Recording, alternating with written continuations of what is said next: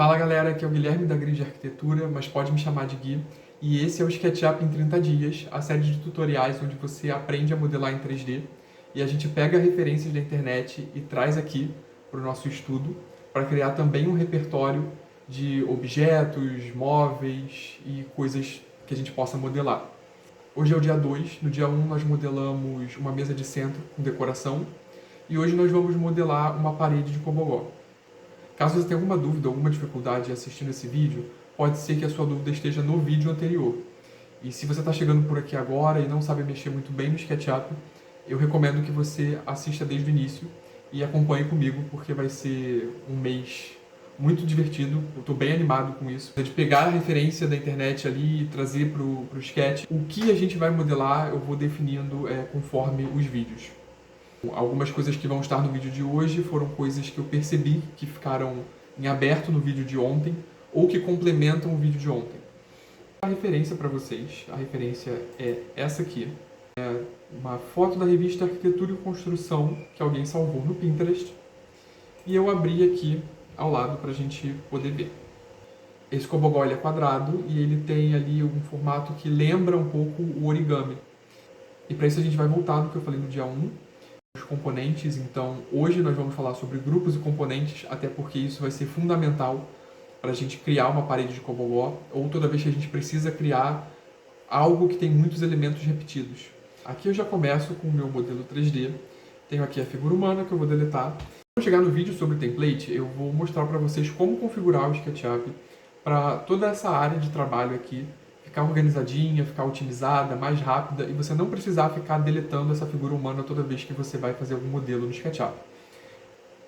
Então a gente vai começar, como na aula passada, desenhando um retângulo.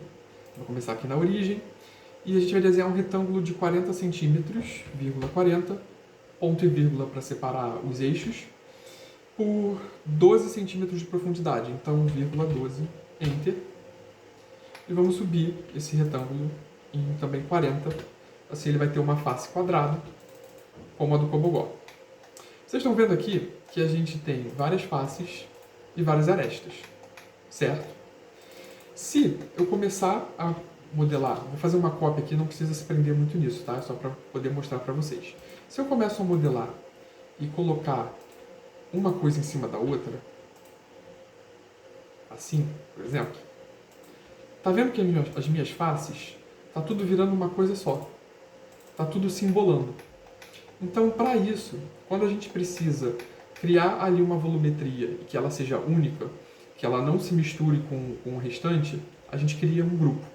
E como que a gente faz isso? A gente vai fazer como no dia 1, sobre a seleção. A gente clica 3 vezes e ele seleciona tudo ali que está contido nessa seleção e a gente deleta. A gente vai fazer isso aqui com o nosso volume, que vai ser o Cobogó. Cliquei 3 vezes, clico com o botão direito do mouse, aqui, Make Group. Make Component e Make Group, eles estão um do lado do outro, então é muito comum às vezes a gente vai criar uma coisa e cria outra, mas a gente vai criar um grupo. Vamos lá.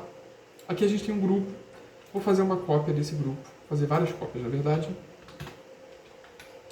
Para a gente fazer várias cópias, vou voltar aqui para mostrar para vocês. A gente aprendeu que é o comando Move, M de Move, aperto Ctrl, clica no ponto, solto e arrasto.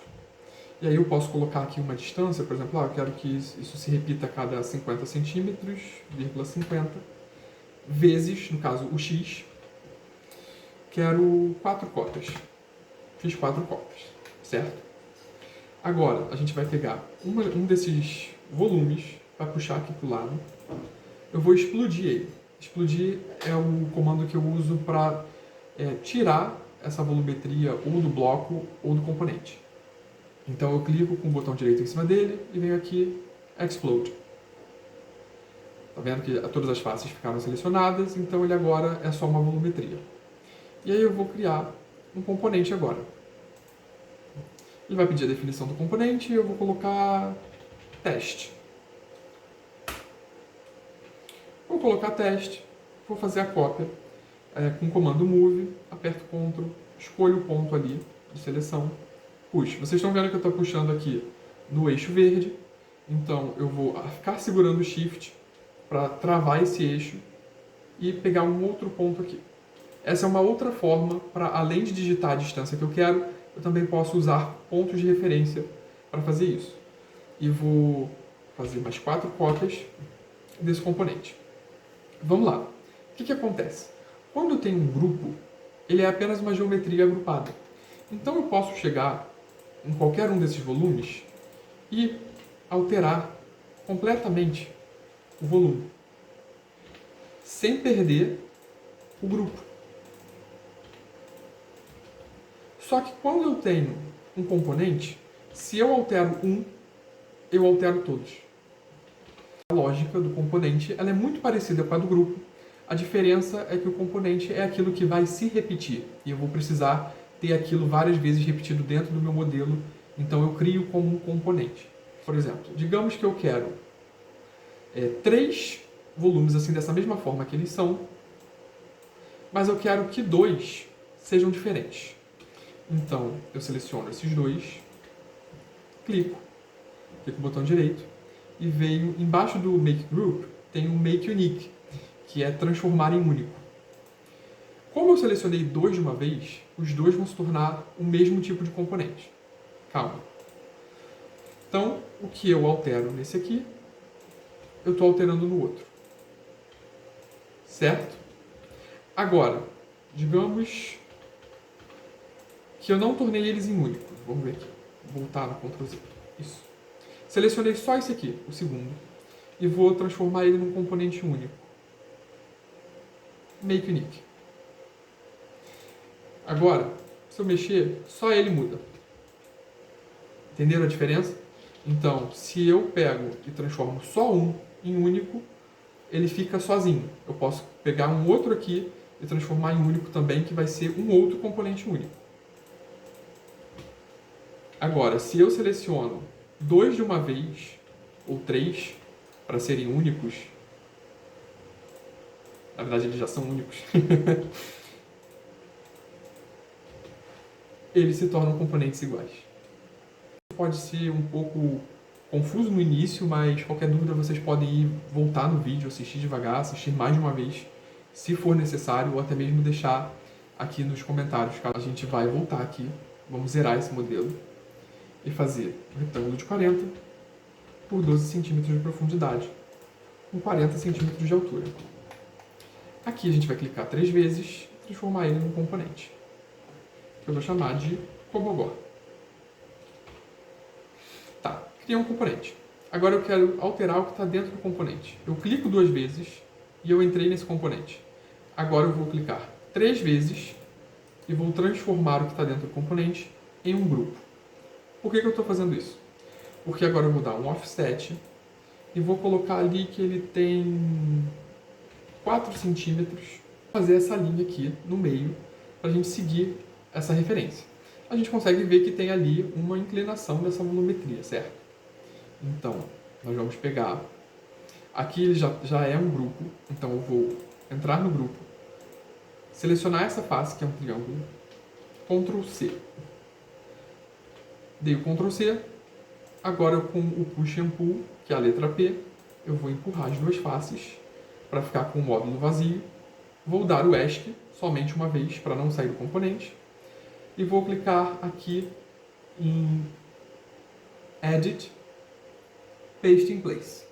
Aqui na segunda, aqui em cima, na barra de ferramentas, Edit, Paste in Place. Agora eu vou usar o Push and Pull e vou dar aqui a profundidade dessa parte. Deixa eu ver se eu estou selecionando tudo. Make Group.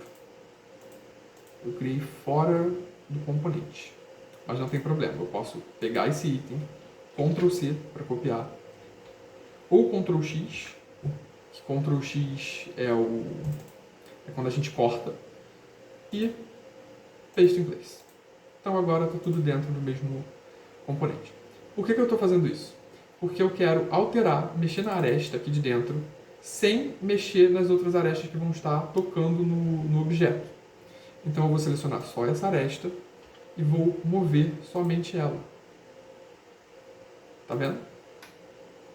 Quando eu faço isso, eu consegui mover o volume sem modificar a parte de fora, porque se estivesse encostando, quando eu fosse mover uma aresta, eu ia acabar deformando todo o modelo.